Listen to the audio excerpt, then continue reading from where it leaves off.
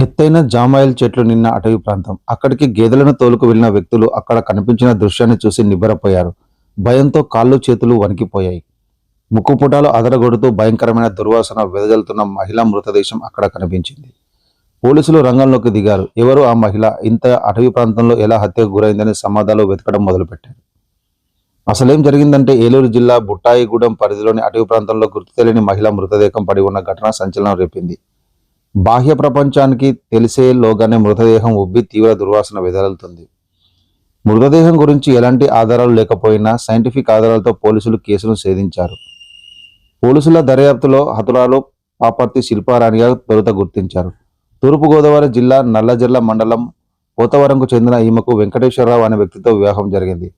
అతను చనిపోవడంతో ఆమె తన స్వగ్రామమైన ఏలూరు జిల్లా కొయ్యలగూడెం మండలం సరిపల్లి గ్రామం వచ్చింది. రామానుజపురం గ్రామానికి చెందిన ఎడ్లపల్లి గణేష్తో పరిచయం ఏర్పడింది.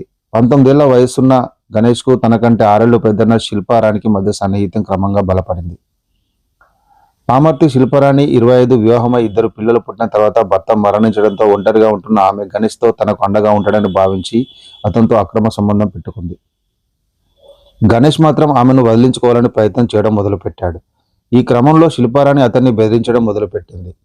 ఆమెను ఎలాగైనా వదిలించుకోవాలనుకున్న గణేష్ ఒక పథకం ప్రకారం మర్లగూడెం అడవిలోకి తీసుకెళ్లి ఆమెకు సర్ది చెప్పే ప్రయత్నం చేశాడు. ఆమె వినకపోవడంతో ఒక జామాయిల్ కర్ర తీసుకొని తలపై బలంగా కొట్టి హత్య చేసి అక్కడి నుంచి పారిపోయాడు. అక్కడ ఏ క్లూస్ దొరకపోయినా సాంకేతిక పరిజ్ఞానం ఉపయోగించి నిందితుడిని 48 గంటల్లో పట్టుకుని కోర్టుకు తరలించారు పోలీసులు.